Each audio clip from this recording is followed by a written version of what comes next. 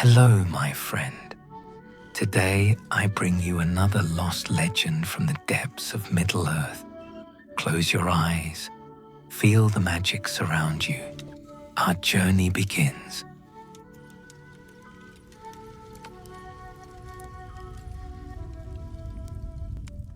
The Elf Who Sold Secrets to the Nazgûl.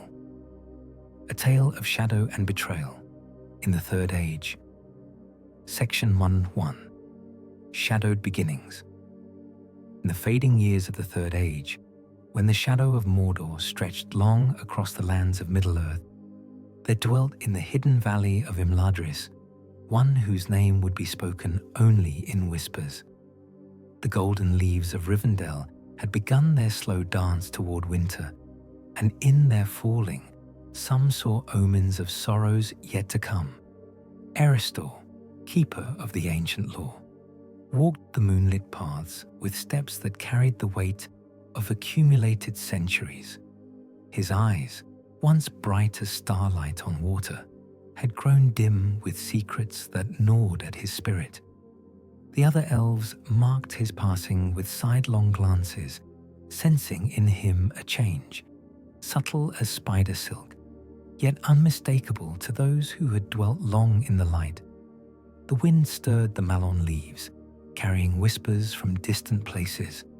Mirkwood grew darker, mountain passes echoed with howls of wargs, and riders cloaked in black had been seen upon roads that led toward the Shire. Yet none troubled Eristor as deeply as the voice that spoke to him in dreams, cold as winter iron, promising knowledge that the wise had hidden from him.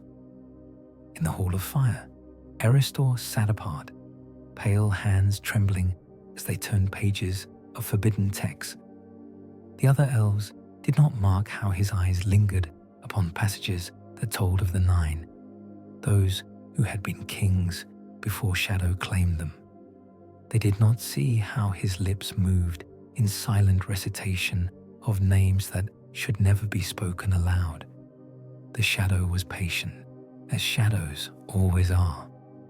It had whispered to him for many seasons, showing visions of power and knowledge beyond the guarded wisdom of the White Council. It spoke of secrets Gandalf kept hidden, of councils from which he was excluded, of the true nature of things the wise deemed him too weak to understand. And in his pride, for even in Rivendell, pride could take root like a poisonous flower, Eristor began to listen. Section 2. A Whisper in the Trees. The ancient woods of Middle-earth have always been privy to secrets that mortals and immortals alike would prefer hidden. But it was in the darkening eaves of Mirkwood that the first sign was seen, a corruption spreading not through root or branch, but through the very songs the elves sang to keep shadow at bay. King Thranduil stood upon the bridge of stars spanning his underground halls, fair face marked with lines of worry not seen for centuries. Wine in his cup had grown bitter, and even the clearest streams flowing through his realm carried a taste of fear. His messengers to Rivendell had grown few, for roads between the realms were no longer safe, not from orcs or spiders, but from something far more subtle and dangerous. "My lord," spoke Galion, approaching with careful steps of one bearing ill news. "Border guards report strange tidings. Our own people have been seen in places where they should not be, speaking with shadows that flee at approach of light. And there are whispers." He paused, voice catching like a bird in a snare. "Speak," commanded Thranduil, though his heart already knew the shape of what would come. "Whispers that one of the Noldor has been seen in council with the Nine, that secrets of the Eldar are being sold for promises of power that only the shadow can give."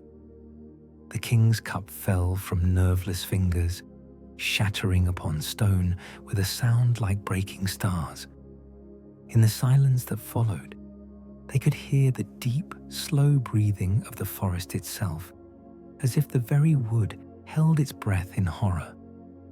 Far to the west, in Rivendell, Eristor felt that silence, like a cold hand upon his heart. The voice in his dreams grew stronger, more insistent, showing him visions of the Nine Riders as they once had been.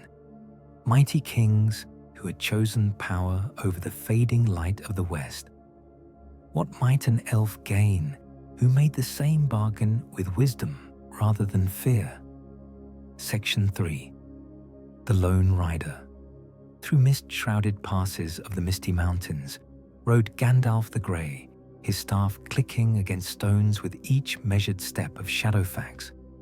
The great horse moved like flowing water over treacherous paths, his silver coat gleaming even in pale light filtering through eternal fog of those high places. The dreams had come 3 nights running, visions of darkness spreading like ink through clear water, of ancient alliances crumbling like leaves in winter wind. In these dreams, he saw a figure robed in the fashion of Rivendell, speaking words in the black speech that should never have been learned by any of the Eldar. Shadowfax snorted and tossed his mane, sensing his rider's unease. The path ahead wound down into valleys, where air grew thick with more than mist. There was malice here, old and patient, waiting for the unwary. Gandalf's grey eyes swept ridgelines where shadows might hide watchers. The Nine were abroad again. He had felt their presence like ice in his bones. "Easy, my friend," he murmured to his mount, one weathered hand stroking the silver neck. "The darkness presses close, but it has not yet won the day." The wizard's staff began to glow with soft white light as they descended. Here, the very stones whispered of old defeats and bitter choices. This was the place where Gil-galad had paused in his march to the last alliance, where the great king had spoken words of prophecy none had understood until too late. His light pushed back the creeping darkness, and Shadowfax's hooves rang clear upon ancient stone.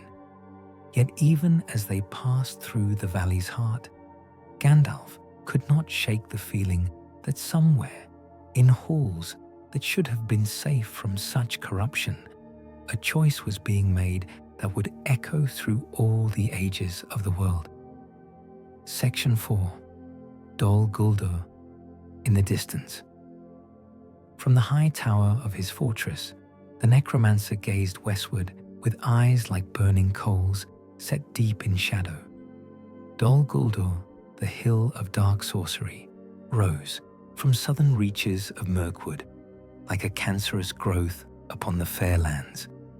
Its walls, built from a black stone that seemed to drink light and give back only despair, had stood for centuries as monument to power that had once been Sauron's. The Dark Lord was not defeated, merely diminished, his form reduced to shadow and malice. His great eye turned inward as he gathered strength for the return that would shake foundations of the world. And now, in these latter days, he had found something that pleased him greatly. An elf of Rivendell, walking willingly into darkness.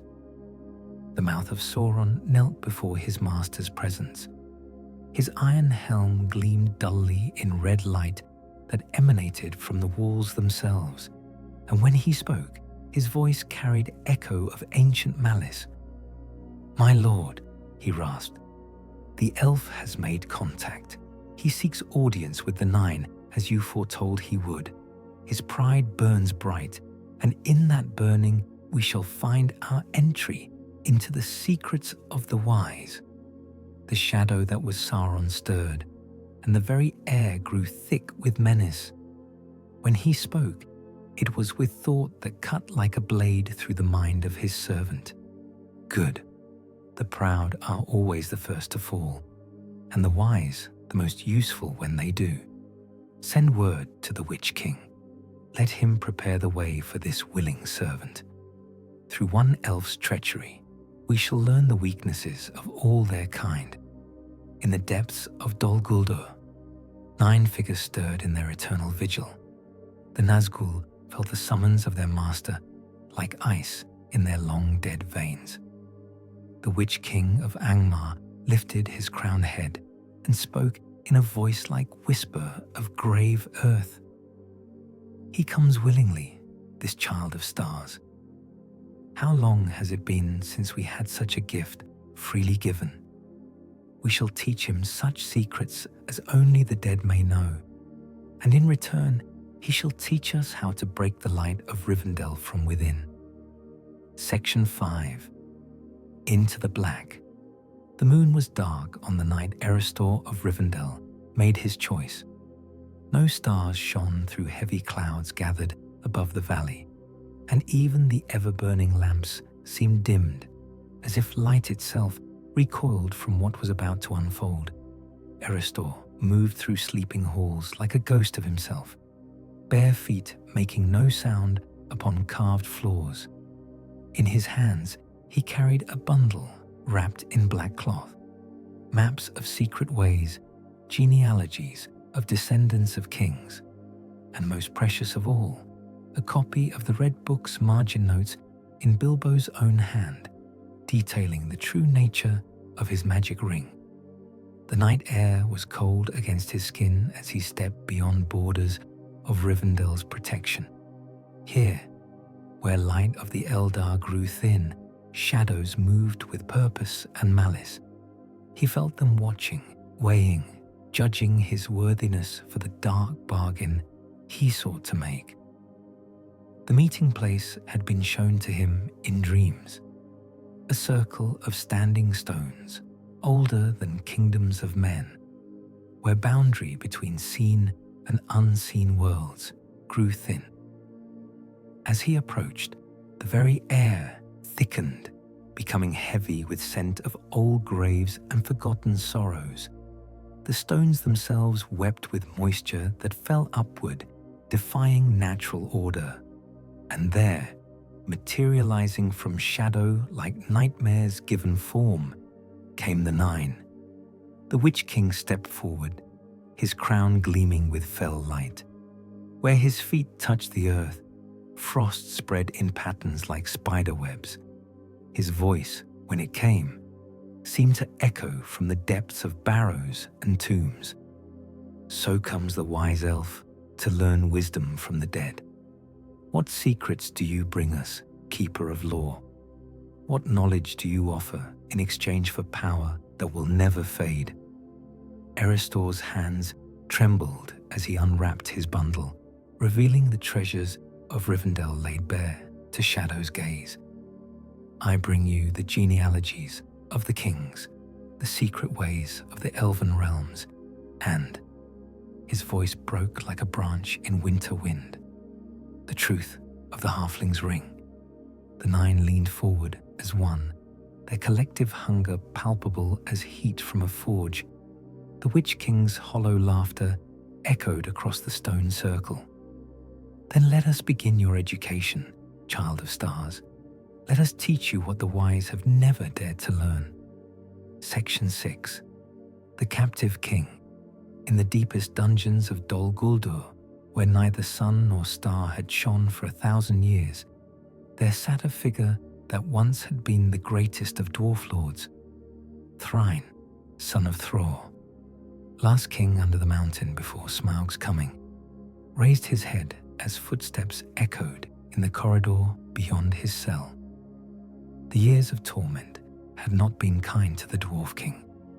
His once proud beard hung in grey tatters, his eyes were dim with suffering, and the gold ring that had been his doom glinted mockingly upon his finger, one of the 7, now wholly under the dominion of the Dark Lord.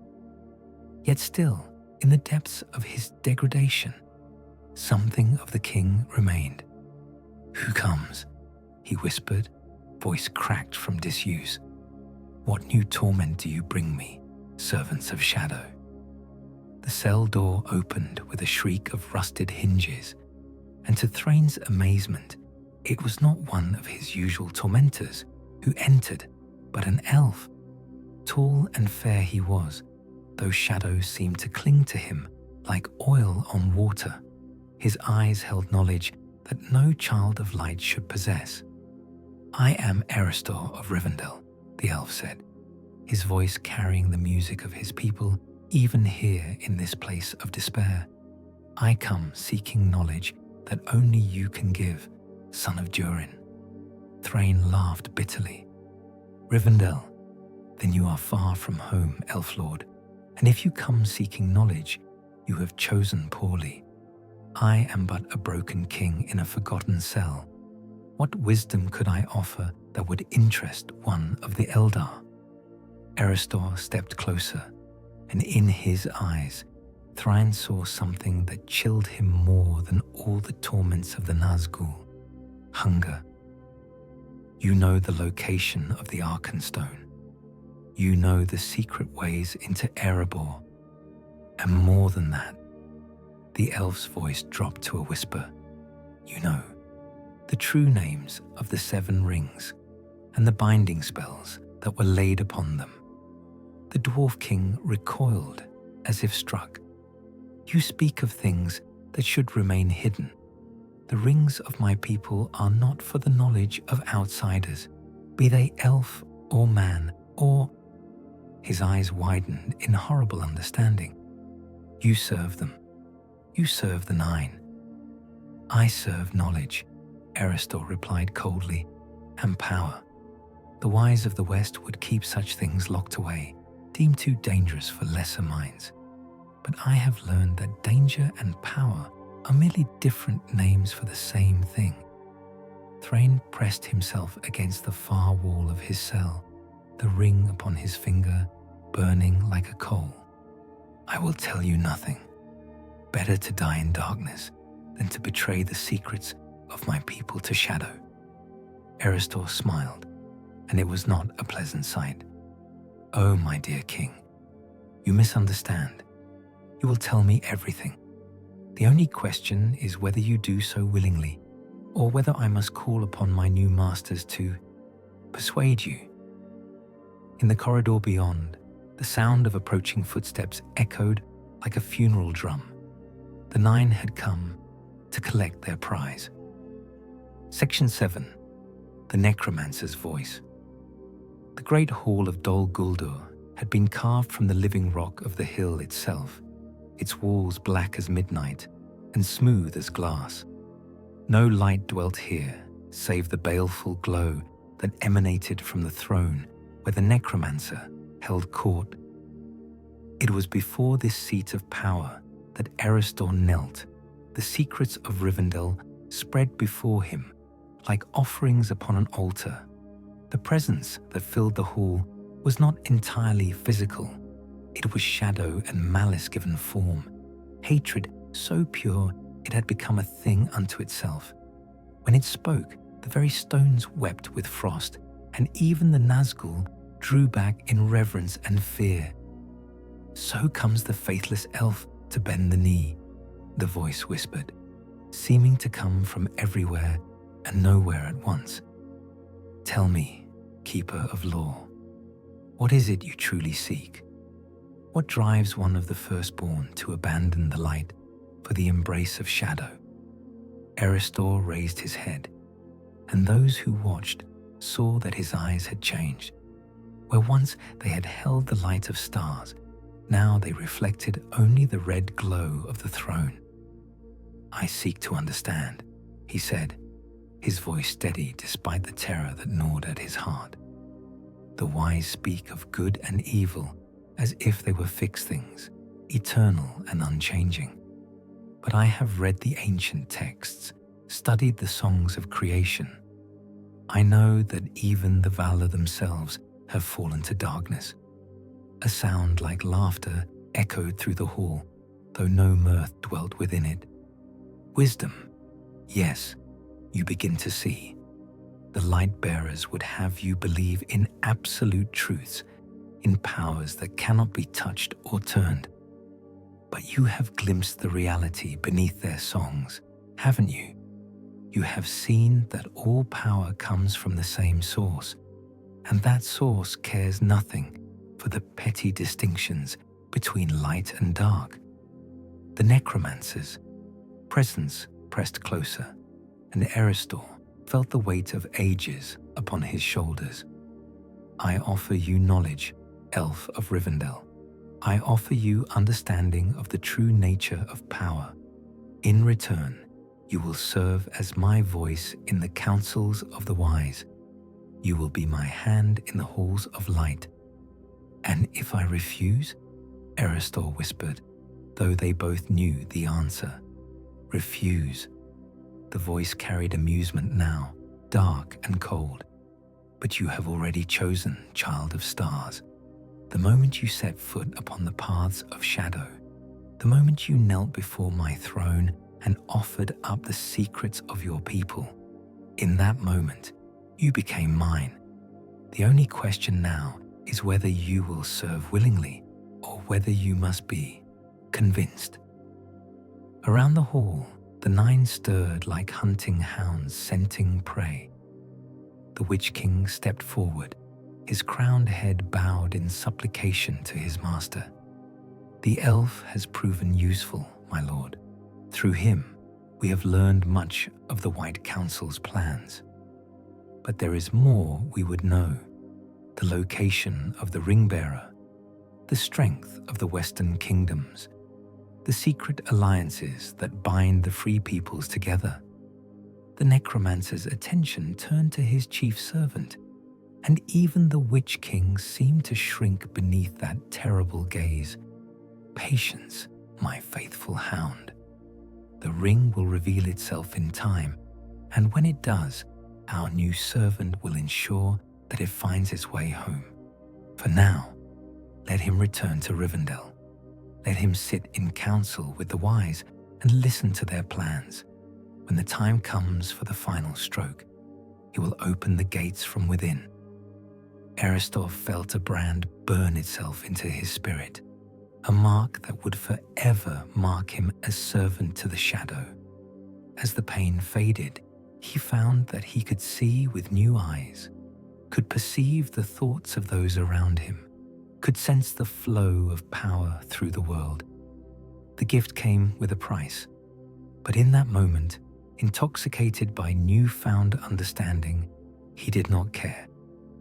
Rise, my servant, the necromancer commanded. Return to your people. Speak my words with their voices. Think my thoughts with their minds. And when the darkness comes at last to Rivendell, remember that it was your hand that opened the door. Section 8. Fire in the darkness. Gandalf. The grey stood at the borders of Mirkwood as dawn broke grey and cheerless over the poison forest.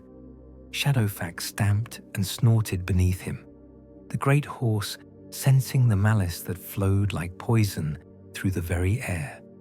The wizard's staff blazed with white fire, pushing back the shadows that reached out from between the trees like grasping fingers. He had felt the disturbance in the night, a great working of shadowcraft that sent ripples through the spiritual world like stones cast into still water. Something had changed in the balance of power, something that set his teeth on edge and filled his heart with foreboding. The darkness was moving with purpose now, no longer content to wait and watch from the shadows. Come then, shadow, he whispered, his voice carrying the authority of one who had stood before the throne of Manwë himself. If you would test yourself against the light, let us see what strength you have truly gathered. His staff blazed brighter, and suddenly the morning air was filled with the sound of wings. Great eagles circled overhead, their cries echoing across the poisoned wood. Gwaihir, mightiest of his people, swooped down to perch upon a withered tree. Gandalf Stormcrow, the eagle spoke, his voice like wind over mountain peaks. We have watched the gathering darkness with growing concern. Our keen eyes have seen riders in black upon the roads, and stranger still, we have seen one of the Eldar walking paths that lead only to shadow. The wizard's grey eyes hardened. Speak plainly, Lord of Eagles. What have you seen? 3 nights passed. We watched as one who bore the likeness of Rivendell's children met with the 9 at the stones of binding. Papers were exchanged, oaths were spoken, and when dawn came, he who had been light-bearer walked back to the west with shadow clinging to his heels. Gandalf closed his eyes, feeling the weight of centuries upon his shoulders. He had feared this day might come, the day when the shadow found a willing servant among those sworn to oppose it. The Free Peoples had always been their own worst enemy, their pride and ambition making them vulnerable to corruption from within. Then it has begun, he said at last, the final move in the great game. Shadow seeks to divide us from within, to turn friend against friend, and ally against ally. He looked up at the great eagle, his face grim with resolve. Gwaihir, I have need of your speed. Fly to Isengard and tell Saruman what you have told me. Tell him that the White Council must convene without delay. The eagle spread his mighty wings. And what of you, Grey Pilgrim? Where will your path lead now? Gandalf turned his gaze eastward, toward the dark tower that brooded over the poisoned forest. I go to Dol Guldur. It is time to test whether the necromancer is indeed as he appears, or whether a greater shadow moves behind that mask. The hour grows late, and if we are to have any hope of victory, we must know the true strength of our enemy. Shadowfax reared and neighed, Silvermane streaming in the wind. Without another word, horse and rider plunged into the poisoned wood, light blazing around them like a star fallen to earth. Behind them, the eagles took wing, carrying word of shadow and betrayal to the councils of the wise. In the depths of Dol Guldur, the necromancer felt their approach and smiled with lips that existed only in shadow. The game was indeed beginning, and he held cards that his enemies did not even know existed. Section 9. Return to the Wise. The great chamber beneath Isengard, where the White Council held their most secret meetings, was carved from white stone and lit by crystals that held within them the light of Valinor itself. It was here that the wise and powerful came to debate the fate of Middle-earth. Here that decisions were made that would echo through the ages. But on this grey morning, the light seemed dimmed, as if even the blessed radiance of the west could not penetrate the growing shadow. Saruman the White sat in his chair of carved ivory, his pristine robes unstained by travel or toil.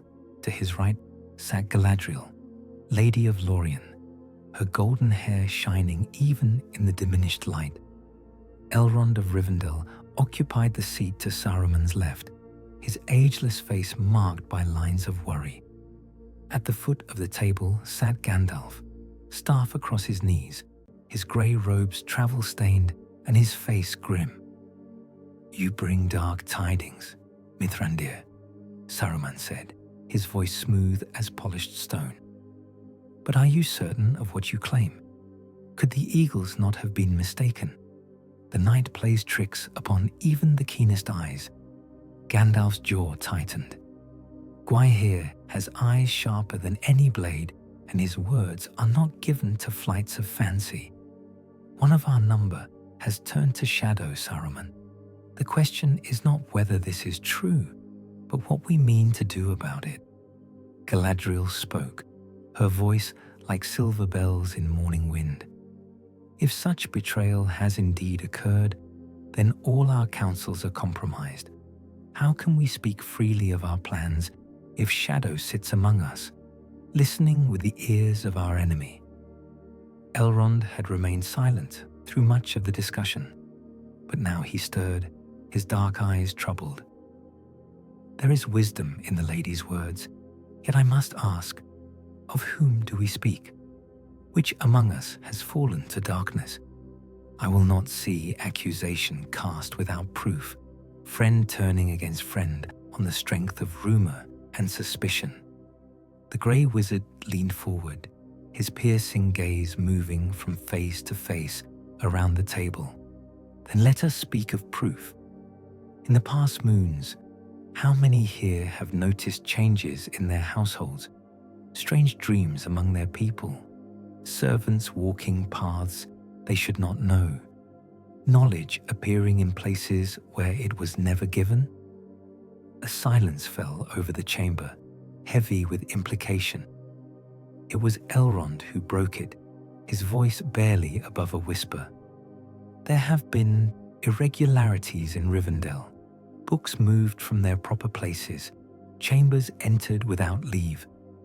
I had thought it merely the restlessness that comes before great storms, but now you begin to see, Gandalf said grimly.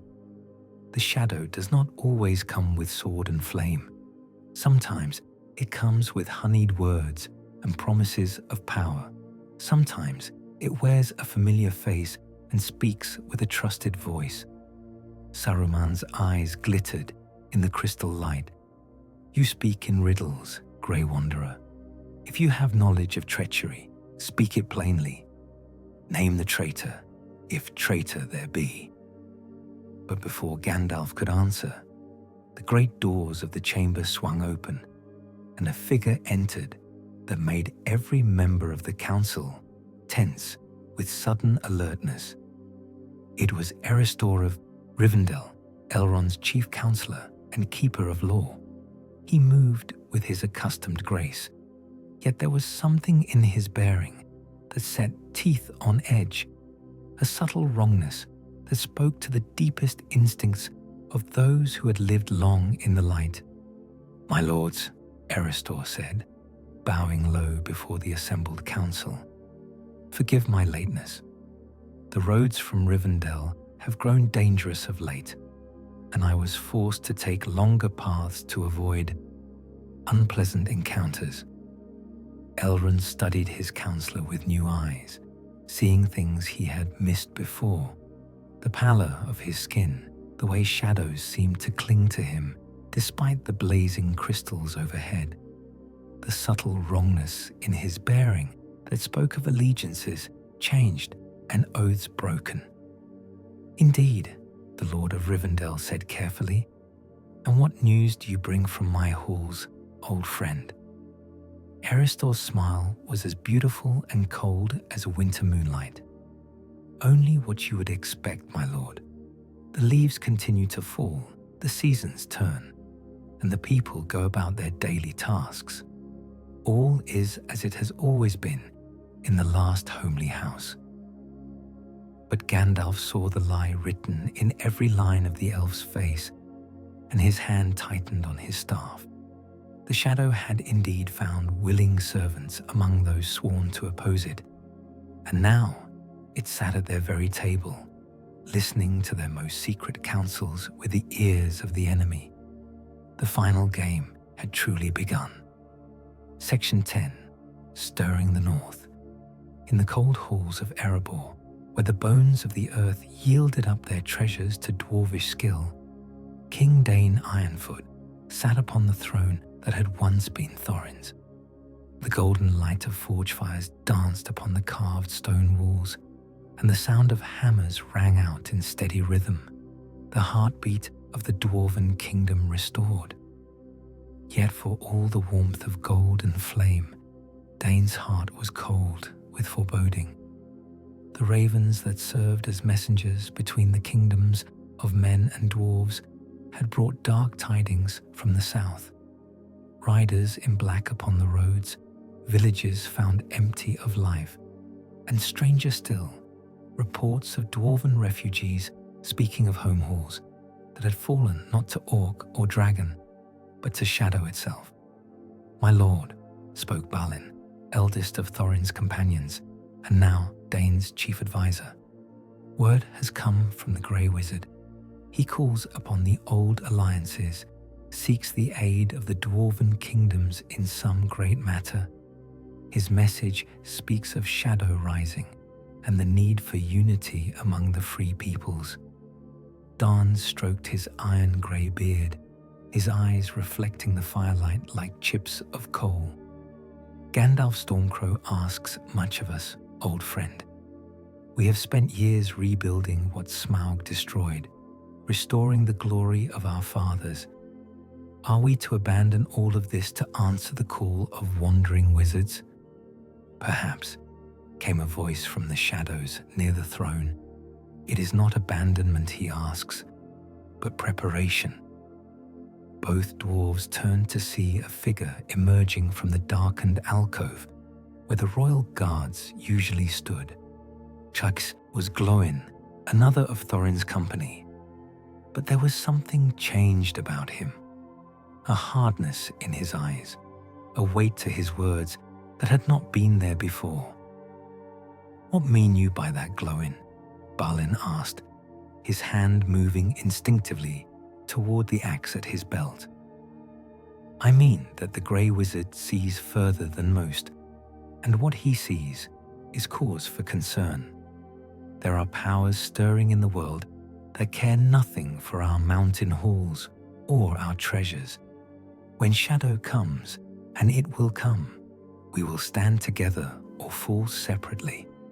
Dain rose from his throne, iron crown gleaming in the firelight. "You speak strangely, son of Groin. From whence comes this sudden wisdom about the affairs of wizards and the designs of Shadow?" Glóin stepped into the light, and both king and counselor saw that his eyes held depths they had not noticed before, depths that reflected more than firelight, that seemed to drink in illumination and give back only darkness. "I have had dreams, my king, visions of what is to come.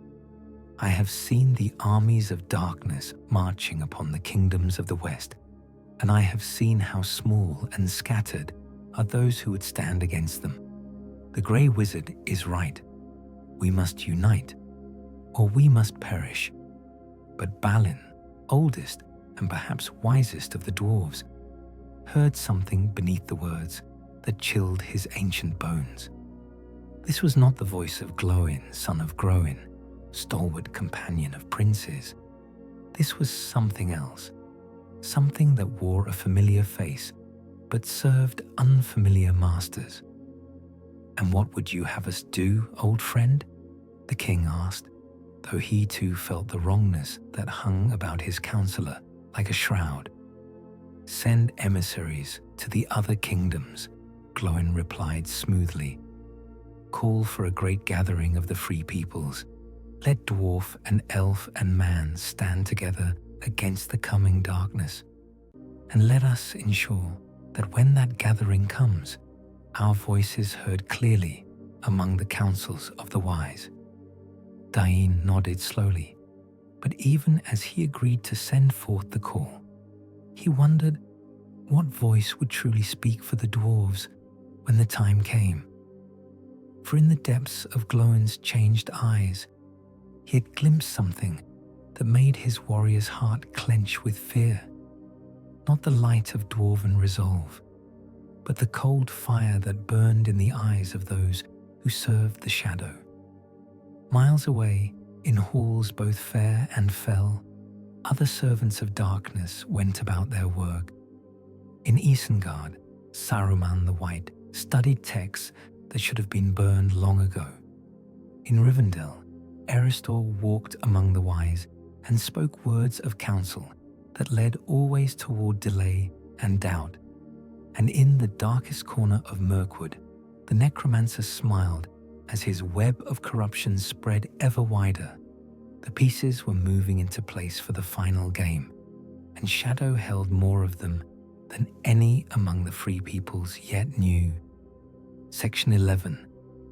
A Hobbit Remembered in the green and pleasant land of the Shire, where the greatest worry was whether the potatoes would be ready for harvest, and the loudest sound was the laughter of children playing in flower-filled gardens. Bilbo Baggins of Bag End sat in his study and wrote.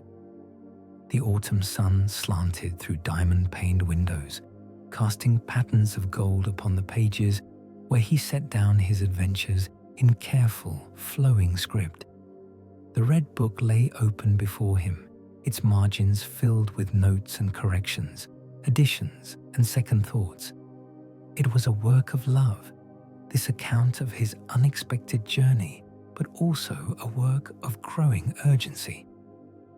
For Bilbo, alone among the inhabitants of Hobbiton, had begun to feel the weight of shadow pressing upon the borders of his peaceful world. It came to him in dreams sometimes, visions of black riders on the roads, of the ring upon his finger pulsing with malevolent life, of eyes of fire searching, always searching.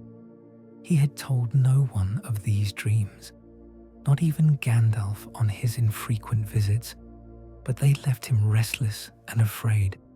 The ring itself lay in its hiding place, wrapped in silk and locked away from prying eyes. Yet even there, even hidden in darkness, Bilbo could feel its presence like a cold weight upon his heart. It whispered to him sometimes in voices he did not recognize, speaking of power and glory, of kingdoms that could be his for the taking. He had learned to ignore these voices, but they were growing stronger with each passing day. A knock at his door interrupted his writing, and Bilbo looked up to see a familiar grey hat and weathered cloak through the window. Gandalf had come calling, and though the sight should have brought comfort, the hobbit felt his heart sink with dread. The wizard's visits had grown rare of late, and when he did come, it was always with news of the wider world, news that grew darker with each telling. "Come in, Gandalf," Bilbo called, setting aside his pen and closing the red book. "You look as if you've travelled far and hard. Have you eaten? There's seed cake in the pantry, and the kettle's just boiled." The wizard entered, ducking his head beneath the low lintel, and Bilbo saw immediately that something was wrong. Gandalf's usually bright eyes were shadowed with worry, and his staff seemed to lean more heavily upon the floor than was its wont. "Thank you, my dear Bilbo," the wizard said, settling into his accustomed chair by the fireplace. "I confess I have little appetite for food these days, though your hospitality is as welcome as ever." Bilbo busied himself with tea things, using the familiar ritual to steady his nerves. When he spoke again, his voice was carefully casual. "You bring news of the outside world, I suppose? More tales of strange happenings and dark tidings?" Gandalf studied the hobbit with eyes that seemed to see too much. "Indeed, the shadow grows stronger, my friend, and its reach extends farther than I had feared. There are changes in the councils of the wise, allies who may not be allies, friends who speak with the voices of enemies." The teacup rattled against its saucer in Bilbo's hands. "And what has this to do with me? I am but a simple hobbit in a simple hole. Surely the great affairs of the world need not trouble themselves with such small folk as we." "Ah, but that is where you are wrong," Gandalf said gently. "Small folk, as you call them, often hold the keys to the greatest changes. A pebble can start an avalanche, Bilbo Baggins, and a hobbit, well, a hobbit might hold the fate of all Middle-earth in his hands." Bilbo's hand moved instinctively toward the pocket where he kept the ring, then stopped as if burned. "I don't know what you mean," he said, but his voice lacked conviction. Gandalf leaned forward in his chair, grey eyes boring into the hobbit's soul. Don't you? Haven't you felt it, Bilbo? The weight growing heavier with each passing day, the whispers in the dark hours before dawn, the sense that something precious is slipping away from you, grain by grain, like sand through your fingers. The hobbit's facade crumbled like a dam before a flood. His shoulders sagged, and when he looked up at the wizard, his eyes held tears unshed for many years. "It calls to me," he whispered. "Day and night it calls. Sometimes I wake in the darkness and find myself walking toward the place where I keep it, drawn like iron to a lodestone. What is it, Gandalf? What have I carried all these years?" The wizard's face was grave as stone. "You know what it is, though you fear to name it. It is a ring of power, one of the great rings forged in the elder days. And if I am not mistaken, and I pray that I am, it may be the greatest and most terrible of them all." Bilbo closed his eyes, and in the darkness behind his lids, he saw again the cavern where he had first found the ring, saw Gollum's pale eyes gleaming with hunger and madness. "Then I am already lost," he said, "for I cannot give it up. Even knowing what it is, even fearing what it might do to me, I cannot bear the thought of parting with it." "Not yet, perhaps," Gandalf said softly, "but the day may come when you must choose the ring or the world you have sworn to protect by your very existence in it. When that day comes, remember this conversation. Remember that even the smallest person can change the course of the future if they have the courage to do what must be done." Outside the windows of Bag End, the shadows were growing longer, and somewhere in the darkness beyond the borders of the Shire, black riders stirred in their saddles and turned their faceless helms toward the west. The hunt was beginning, and his quarry sat in a hobbit hole, drinking tea and trying not to think about the weight of gold and malice in his pocket. Section 12. The plan set in motion. In the grey dawn that followed the night of betrayals and revelations, Gandalf the Grey stood upon the borders of the misty mountains and gazed eastward toward Erebor. The wind that blew from the lonely mountain carried the scent of coal smoke and molten gold, but underneath those familiar odors lurked something else, the metallic tang of fear, the sour smell of corruption taking root in honest stone. The wizard's plan, born of desperation and shaped by grim necessity, had taken form during the long hours of his ride from the Shire.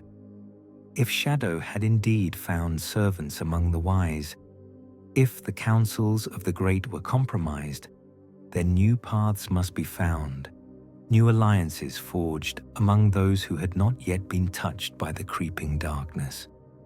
"The dwarves," he murmured to Shadowfax, who pricked his ears at his master's voice. "They have ever been resistant to the subtle corruptions that plague the hearts of men and elves.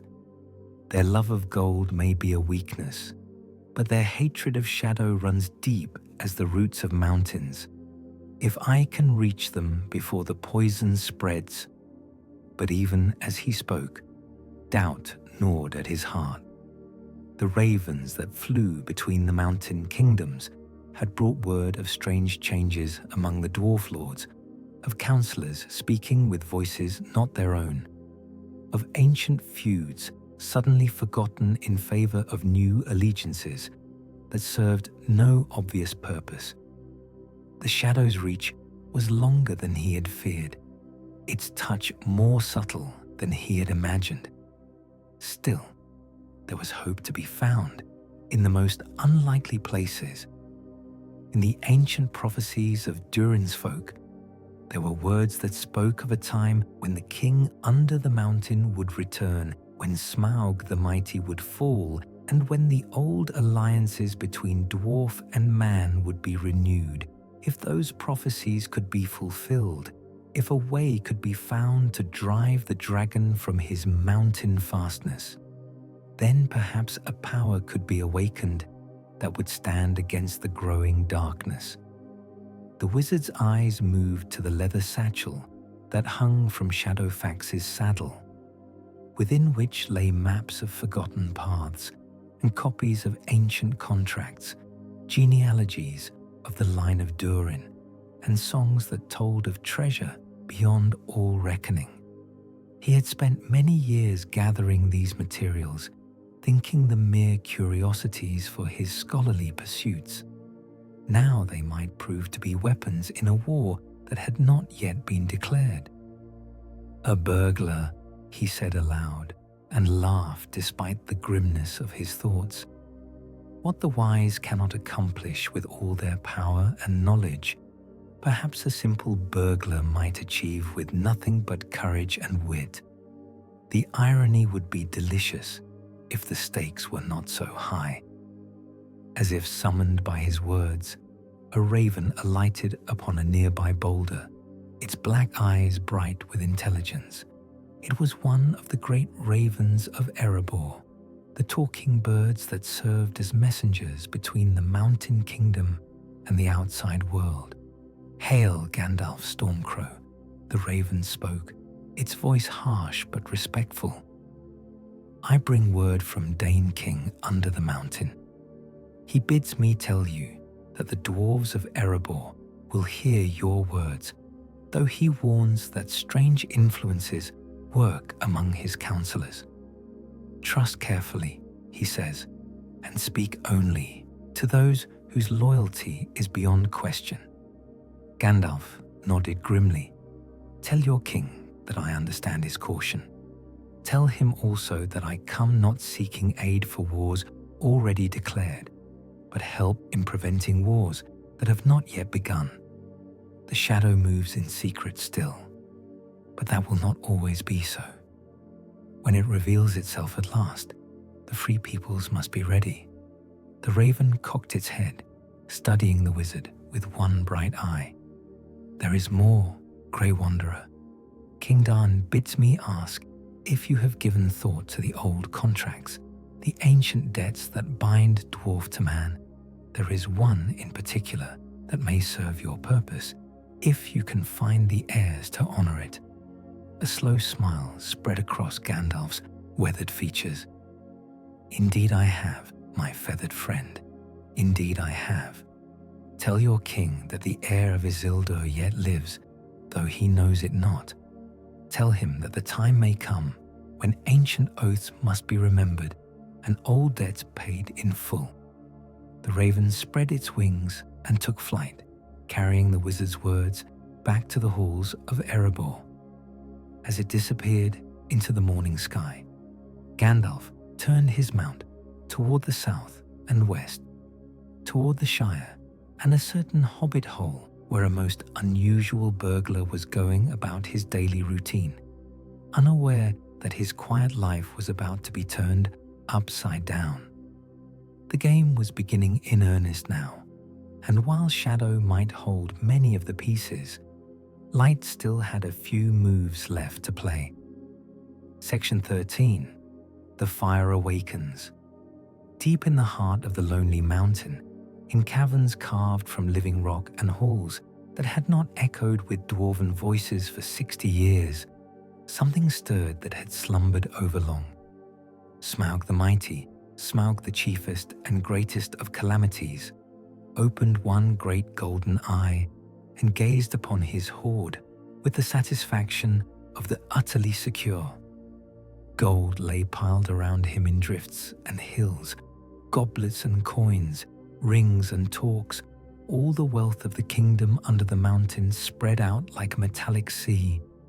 The dragon's body, vast as a ship of war and covered in scales like burnished copper, coiled among the treasures with the fluid grace of a serpent in water.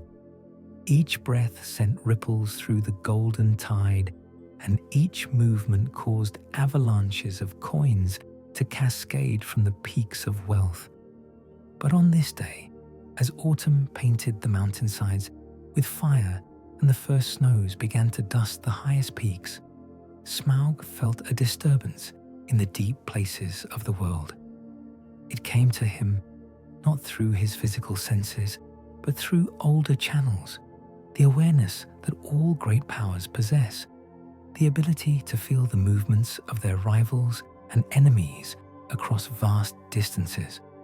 The dragon's second eye opened, and both orbs blazed like furnaces in the darkness of his lair. Something was moving in the world above, something that sought to challenge the order he had imposed through fear and flame. The very stones of the mountain seemed to whisper of it, carrying echoes of plans laid in secret and alliances forged in shadow. "So," Smaug rumbled, his voice like distant thunder rolling through the deeps. "The little folk think to disturb my rest. They dream of reclaiming what is mine by right of conquest. How amusing." The great worm shifted among his treasure, sending golden coins cascading in glittering waterfalls. His memory, perfect as only a dragon's could be, reached back through the years to the day when he had come down from the north like a hurricane of fire and fury. He remembered the terror in the eyes of the dwarves as they fled before him, remembered the taste of their king's blood on his tongue, remembered the satisfying crunch of bones beneath his claws. But memory brought with it other things, whispers of prophecy that had followed him even into his mountain fastness, words spoken by dying dwarf lords about the return of kings and the awakening of ancient powers. At the time, he had dismissed such ravings as the desperate fantasies of the defeated. Now, feeling the pulse of gathering purpose in the world beyond his halls, he wondered if perhaps he had been too hasty in his contempt. "Let them come," he said, and his laughter was like the sound of avalanches in winter. "Let the proud dwarves seek to reclaim their mountain home. Let them bring their axes and their armor, their courage and their songs of valor. I shall teach them the same lesson I taught their fathers, that fire is the master of all things, and I am fire made flesh." Yet even as he spoke the words, Smaug felt something he had not experienced in decades: uncertainty. The disturbance he sensed was not the simple stirring of dwarf greed or man ambition. There was something else moving in the world, something that set his ancient instincts on edge. The dragon's nostrils flared, testing the air for scents that might carry answers. But all he could smell was gold and stone and the faint traces of his own sulphurous breath. Far below, in the ruined halls of Dale, rats fled their nests and bats took wing as tremors ran through the mountain's bones. The servants of shadow who watched from hidden places felt the dragon's awakening like a physical blow, and in the darkness of Dol Guldur, the necromancer smiled with lips that existed only in nightmare. The pieces of the great game were moving faster now, drawn together by forces that none of the players fully understood. Soon, very soon, the careful plans of wizards and the patient schemes of shadow servants would collide with the simple, terrible reality of dragonfire. And in that collision, the fate of all Middle-earth would hang in the balance. Section 14. A blade not yet drawn. In the realm of Gondor, where the white tree stood guard over the citadel of Minas Tirith, and the beacons waited unlit upon their mountain peaks. Denethor, the ruling steward, sat in his high hall and gazed into a palantir that showed him visions of despair. The Seeing Stone, one of the great treasures of Numenor, and a relic of the days when the kingdoms of men stood united against shadow, pulsed with malevolent light in the darkness of the steward's private chamber.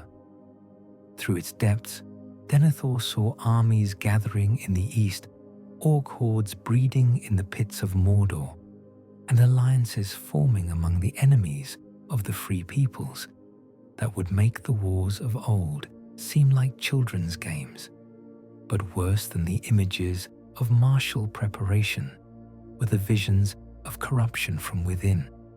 The Palantir showed him trusted advisors whispering poison in the ears of kings, elf lords trading secrets for promises of power, and dwarf thanes speaking with voices not their own.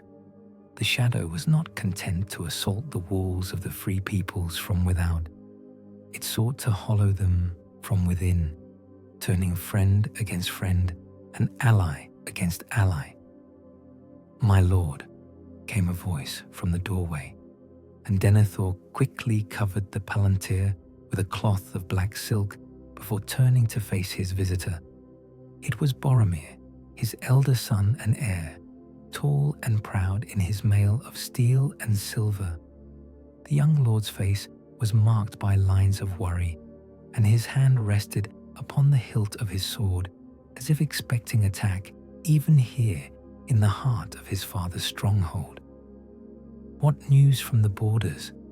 Denethor asked, though he already knew the answer from his visions in the stone. "Dark tidings, father. Our scouts report movement in Mordor, not the random stirrings of orc tribes, but organized preparation for war. The Black Gate has been repaired and strengthened, and smoke rises day and night from the forges of the Barad-dûr. Whatever power rules in the Dark Tower prepares for some great stroke." Denethor nodded slowly. "And what of our own preparations? Are the defenses of Osgiliath ready? Have the beacon wardens been instructed in their duties?" Boromir's frown deepened. "That is what troubles me most, my lord. There are difficulties among the command structure. Orders given are not carried out, supplies requested do not arrive, and messages sent to our allies in Rohan go unanswered. It is as if some poison works among our own people, sapping their will to resist." The steward turned back to his covered Palantir, knowing that within its depths lay answers to his son's questions, answers that he dared not speak aloud, for the stone had shown him not just the corruption of others, but hints of weakness in his own heart, whispers that promised easy victory if only he would make certain accommodations with the powers that ruled in shadow. "There are rumors," Boromir continued, "that emissaries from Dol Guldur have been seen in the halls of other kingdoms, bearing gifts and speaking words of friendship. They say that even among the Eldar, some have begun to listen to these smooth-tongued servants of shadow." "And would you believe such rumors?" Denethor asked, his voice carefully neutral. His son's hand tightened on his sword hilt. "I believe what my eyes show me and what my heart tells me is true. The enemy seeks victory, not just through force of arms, but through the corruption of the spirit. Against such weapons, steel alone may not suffice." Denethor felt a flush of pride at his son's words, mixed with a deeper shame at his own secret struggles with the visions the Palantir showed him. "Then we must be watchful," he said at last. "We must trust carefully and question much. The shadow is subtle in its workings, and its servants may wear faces we know and love." As Boromir departed on his rounds, Denethor returned to his contemplation of the Seeing Stone. Within its depths, he saw again the armies of darkness gathering for war, saw the corruption spreading like plague through the halls of the mighty, and saw his own face reflected back at him with eyes that grew a little darker each time he looked. The blade of Gondor was not yet drawn, but the hand that would wield it trembled on the hilt, and shadows gathered around the heart that should have burned brightest with the light of resistance. In the great game between light and darkness, even the mightiest pieces could be turned, and the player who had seemed most secure might find themselves facing checkmate before they even realized the game had begun. Section 15. The Kingdom Reclaimed. The Battle of Five Armies had been fought and won, though at terrible cost. On the slopes of Erebor, where the blood of dwarves and men mingled with that of orcs and goblins, Thorin Oakenshield lay dying beneath the grey autumn sky. Around him gathered the remnants of his company, those who had survived the long journey and the bitter fighting that had restored the kingdom under the mountain. Bilbo Baggins knelt beside the fallen king, his small hands pressed to the terrible wound in Thorin's chest, trying desperately to stem the flow of life that ebbed away with each labored breath. The hobbit's clothes were torn and bloodied, his face streaked with tears and grime, but his eyes held the steady courage that had carried him through dangers unimaginable. "The Child of the West," Thorin whispered, his voice barely audible above the wind that moaned across the battlefield. You have courage, Master Baggins. More courage than many who claim the title of warrior." "Don't speak," Bilbo pleaded. "Save your strength. Dane's healers are coming. But Thorin shook his head with the last of his strength. "No, my friend. My time in this world is ending. But the kingdom lives through your courage and the sacrifice of good folk like these."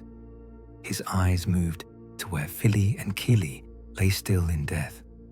The line of Durin continues. As the Dwarf King's eyes closed for the final time, Bilbo felt the weight of grief settle upon his shoulders like a mountain. But beneath the sorrow lay something else, a grim satisfaction that came from a deed well done, a wrong made right, and an ancient evil driven from its lair. The great dragon Smaug lay dead in the ruins of Lake Town, his fire extinguished forever by the black arrow of Bard the Bowman. The treasure of Erebor that had lain under the dragon's curse for 60 years was free to flow again into the world, bringing prosperity to those who had suffered under the worm's greed. The kingdom under the mountain lived again, though its restoration had come at a price measured in blood and tears. Yet even in victory, shadows lingered. Gandalf, who had fought beside eagles and elves in the final battle, stood apart from the celebrations, his grey eyes troubled as they gazed eastward toward the dark line of Mirkwood. The wizard had felt the disturbance when Smaug died, not just the dragon's death cry echoing across Middle-earth, but something else, a stirring in places that should have remained quiet. "The necromancer," he murmured to himself, remembering the dark fortress of Dol Guldur and the malevolent presence he had sensed there. With Smaug gone, what will prevent him from extending his reach? What barriers remain to check his growing power? Dane Ironfoot, now king under the mountain in Thorin's place, approached the wizard with heavy steps. The battle-scarred dwarf lord's face was grim with the knowledge of victory's true cost, but his eyes held the steady determination that had made him a leader among his people. "Grey Wizard," Dain said, his voice carrying the weight of new kingship, "you look as troubled as if we had lost this day instead of won it. What shadows do you see that the rest of us miss?" Gandalf turned his penetrating gaze upon the Dwarf King. "I see the end of one threat and the beginning of others. Smaug is dead, but the darkness that stirred him to wrath still lives. The shadow in Mirkwood grows stronger with each passing day, and I fear that our victory here may have been exactly what our true enemies hoped to achieve." "Riddles within riddles," Darn muttered. "Speak plainly, wizard. What dangers threaten my people now that the dragon is gone?" "The danger of becoming too important," Gandalf replied cryptically. "Erebor is wealthy beyond measure. Its armies are battle-tested, and its king commands respect throughout the north. Such power draws attention, not all of it welcome. There will be those who seek to use your strength for their own purposes, and others who will try to turn it against itself." As if summoned by the wizard's words, a figure approached through the settling dusk. Glóin, one of Thorin's company, and now one of Dane's chief advisors. But something in his bearing made Gandalf's hand tighten on his staff. Some subtle wrongness that spoke of allegiances changed and oaths broken. "My king," Glóin said, bowing low before Darn. "Messages have arrived from the southern kingdoms. Lords and stewards send congratulations on our victory and interesting proposals for alliance and trade." Darn accepted the sealed letters with a grunt of acknowledgement, but Gandalf noticed how Glóin's eyes lingered on the correspondence with an intensity that seemed somehow hungry. The wizard filed the observation away for future consideration, adding it to the growing list of things that did not feel quite right in the wake of their triumph. The kingdom under the mountain had been reclaimed, but the true war, the war for the soul of Middle-earth itself, was only just beginning. Section 16. A ring still sleeps. In the comfortable parlour of Bag End, where the firelight danced on polished wood and the scent of pipeweed lingered in the air, Bilbo Baggins sat alone with his thoughts and his terrible, precious secret. The tale of his adventure, carefully edited to exclude certain crucial details, had been told and retold throughout the Shire until it had taken on the comfortable unreality of a fairy story. But here, in the quiet hours before dawn, truth could not be avoided. The ring lay in its hiding place, wrapped in silk and locked away from curious eyes. Yet Bilbo could feel its presence, like a weight upon his spirit. It called to him constantly now, its voice growing stronger and more insistent with each passing day. Sometimes he found himself speaking to it in the darkness, carrying on conversations that would have seemed like madness to any who overheard. "My precious," he would whisper, though the endearment felt strange and wrong on his lips. "My birthday present. No one else knows about you, do they? No one else understands how beautiful you are, how perfect." But even as he spoke the words, part of him recoiled from their implications. This was not how he had spoken of the ring in the early days after his return, when it had seemed merely a useful tool for avoiding unwanted visitors. Something was changing, in the ring or in himself, or perhaps in both. A soft knock at his door interrupted his brooding, and Bilbo quickly composed himself before answering. To his surprise, it was not one of his Baggins or Took relations seeking gossip, but a figure cloaked and hooded, whose identity was hidden in shadow. "Bilbo Baggins?" the visitor asked, voice muffled by a heavy cloth. "I bring greetings from mutual friends. May I come in?" Something in the stranger's tone set the hobbit's nerves on edge, but courtesy and curiosity demanded that he admit the visitor. "Of course, please enter, though I'm afraid I don't recognize your voice. Have we met?" The figure stepped across the threshold, and immediately the comfortable warmth of Bag End seemed to diminish. Shadows gathered in corners where none had been before, and the very air grew thick with malice barely contained. "We have not met," the visitor replied, throwing back his hood to reveal features that were fair to look upon, but cold as winterstone. It was an elf, but unlike any Bilbo had seen before. Beautiful still, but with a beauty that spoke of corruption and choices made in darkness. "I am a scholar of ancient lore. I study the artifacts of the elder days, items of power that have been lost to the world." Bilbo's hand moved instinctively toward the pocket where he kept the ring, then stopped as if burned. "I'm afraid I'm just a simple hobbit, master. I didn't catch your name."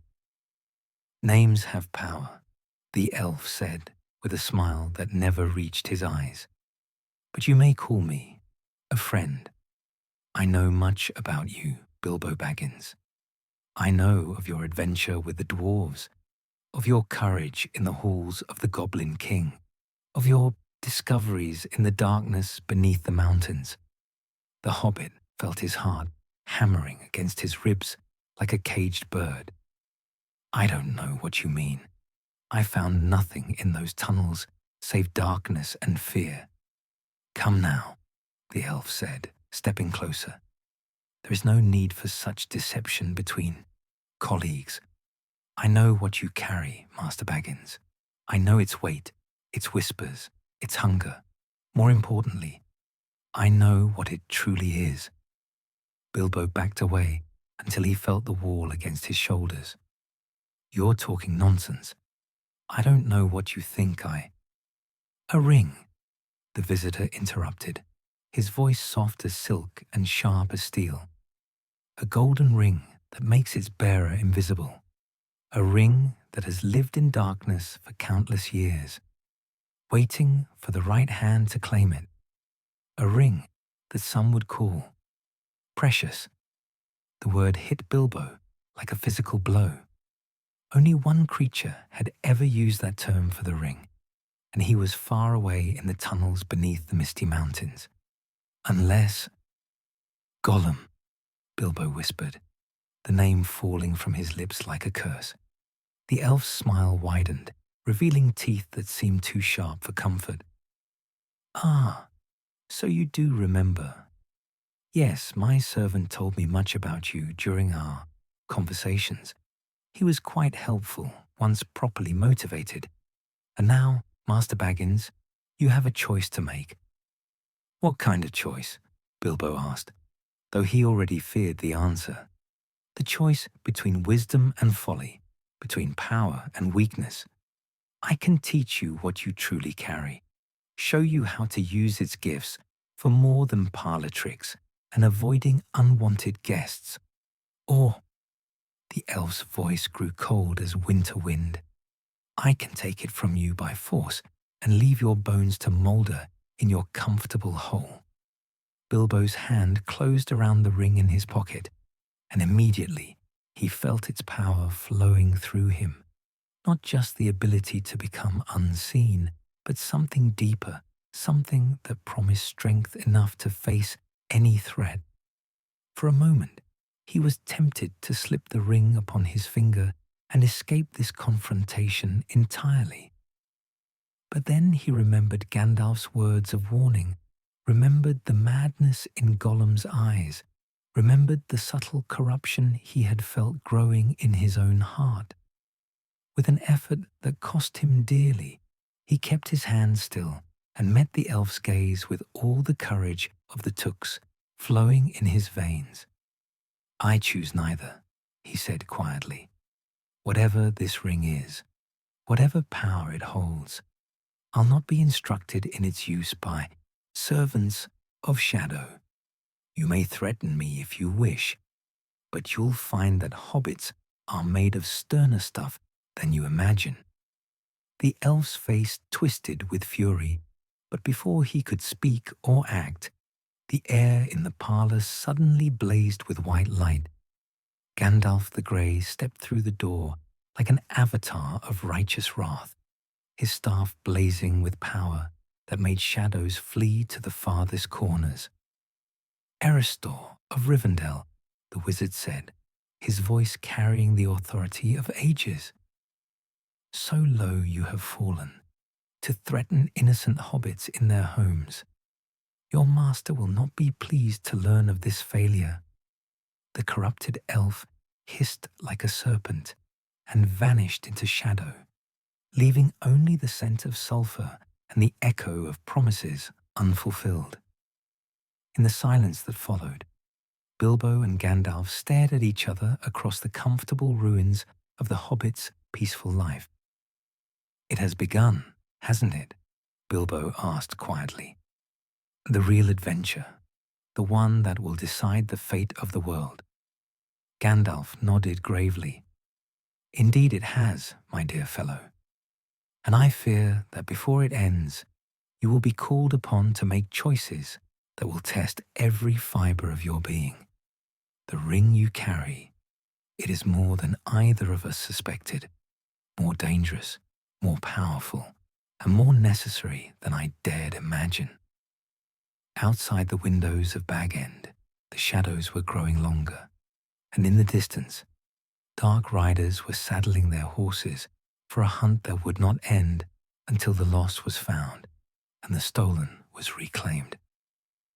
The final act of the great game was about to begin, and at its center sat a simple hobbit with a magic ring, wondering how his quiet life had become the hinge upon which all history would turn. Section 17. The enemy withdraws. The attack upon Dol Guldur came with the suddenness of summer lightning.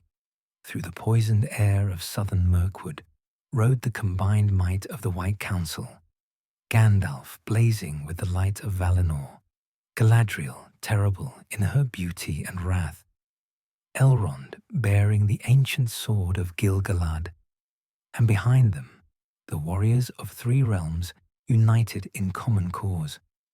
But it was Saruman who led the assault, Saruman the White, chief of the Istari and most learned in the lore of rings. His voice rang out across the battlefield like a clarion call, speaking words of unbinding that shattered the dark enchantments woven into the very stones of the fortress. The walls of Dol Guldur, which had stood for centuries as monuments to Shadow's power, cracked and crumbled at his command.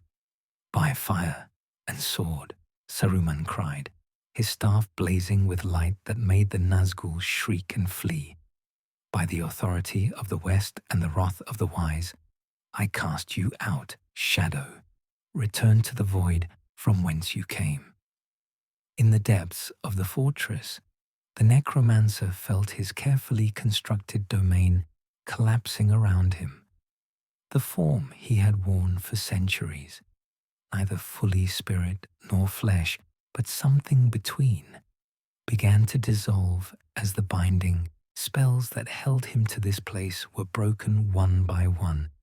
Yet in his retreat, he found not defeat, but opportunity. "Let them think they have won," his thoughts whispered through the fading darkness. "Let them believe their light has triumphed over shadow. While they celebrate their victory, I shall return to Mordor and to powers they have not yet dreamed of. The true war is only beginning." The form of the necromancer dispersed like smoke before wind, but not before one final act of malice. In the deepest dungeons of the fortress, where Thrain of the Dwarves had spent his last years in torment, a final message was left scratched into the stone. A message that would not be found until much later, when celebration had turned to sorrow and victory had revealed its true cost. "The faithful servant has done well," the message read in script that burned with fell fire. "Let the wise beware of the voices that speak with their own words. For the shadow has many faces, and not all of them are hideous to look upon. Above, in the halls that had echoed with screams and the whispers of the damned, Gandalf walked among the ruins with a heavy heart. The battle had been won. Of that there could be no doubt. The physical presence of the enemy had been driven from this place, his fortresses cast down, his servants scattered to the winds. Yet the grey wizard felt no joy in victory, only a deeper foreboding that settled upon his spirit like ash. "He is gone," Galadriel said, her voice carrying the music of distant shores. "The shadow that dwelt here has fled eastward, beyond the reach of our sight. Dol Guldur is cleansed." "Cleansed, yes," Gandalf replied, his grey eyes troubled, but not destroyed. "And the one who commanded here, he was not the source of darkness, merely its servant. We have won a battle, my lady, but the war remains to be fought." Elrond approached, his ancient face marked by lines of weariness that spoke of burdens carried through long ages. "The prisoners have been freed," he reported. "Few survived the years of torment, but those who did have been given such healing as we can provide. Yet there is strange news. Many speak of visits from one they thought was a friend, one who questioned them closely about the affairs of their homelands. Saruman, who had been studying the runic inscriptions on the fortress walls, turned at these words. His white robes were unstained despite the battle, his face calm as still water. "An interrogator. One of the Nazgûl, perhaps?" "No," Elrond said slowly. "The descriptions they give, they speak of an elf, one who bore the likeness of the Noldor, but whose words carried poison. He came often in the final months, seeking knowledge of the free peoples, learning their weaknesses and their strengths."